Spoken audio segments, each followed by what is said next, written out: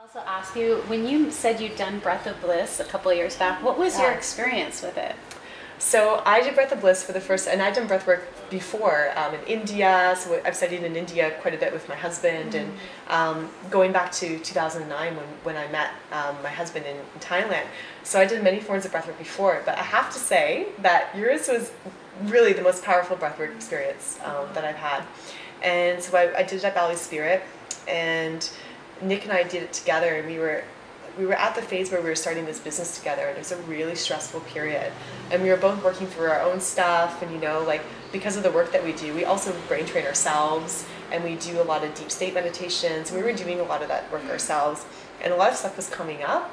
So we did it together, and we had this beautiful moment of like sharing, and we both ended up crying and just having this beautiful like heart opening, and it was so powerful. Wow. For me and for him, us as individuals, and I think as a couple. And then the other thing that was so beautiful is that was the year that you had many Balinese men and women and young youth, Balinese youth joining us. And to see some of the Balinese youth have these amazing expressions of emotion, both positive and negative, just really an outpouring of emotion. And maybe for the first time in their life where that was a safe space to release that kind of emotion, and to see your angel just holding them, and to see you just holding space for them was, it was really, really wonderful. Wow. Thank you. I'd forgotten about all the magic when you talked, but I have goosebumps thinking about that. Me too. Like it was a really powerful experience. And of all the things that I've done and Nick and I have done together, breathwork is still one of our favorite practices. Wow. Yeah. And I remember I got really excited when you told me about your background and the type of work that you do. So maybe you could share a little bit more with us about that. Sure. So I'm a medical doctor, and I've been practicing medicine for almost a decade now, which is really interesting for me to say that out loud. Doesn't seem like that long. So I started out really as a family doctor. And in medical school, I was really interested in holistic health and nutrition and mind-body medicine. I was always really into yoga. And really what I wanted to do, once I graduated back in 2009, was to pull all these pieces together and to have more of a holistic but very evidence-based approach to medicine.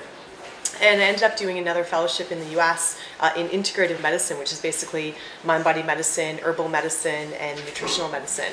And then I had a practice in Vancouver, pulling all these things together. And I got really into the brain stuff because as a yoga practitioner, and I was getting really into meditation myself because I was really stressed for medical school, and I went through a period of really high stress, and I found for me, I really needed to start meditating, and I got really into yoga to rebalance my stress levels.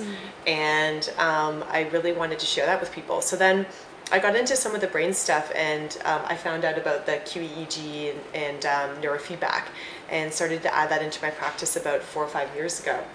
And long story short is my husband and we came to Bali on vacation about 6 years ago, loved it, and thought maybe we'd start something here eventually. So 3 years ago we came back and started setting up Zen Brain Lab to really just bring neurofeedback, so brainwave training, brain scanning, the science behind practices like breathwork, meditation, yoga, to a wellness audience. Take it out of the lab, out of the clinical, make it accessible to people so we can empower more people about how you can change your brain, how you can change your life, and just make these practices, just spread them around and tell people how they work, and get people going on them so they can feel better. Wow. And what are the types of things that you can actually see or determine from these examinations? So a brain map can basically tell a lot about how the brain is functioning, how someone's experience in life can be related to their brain.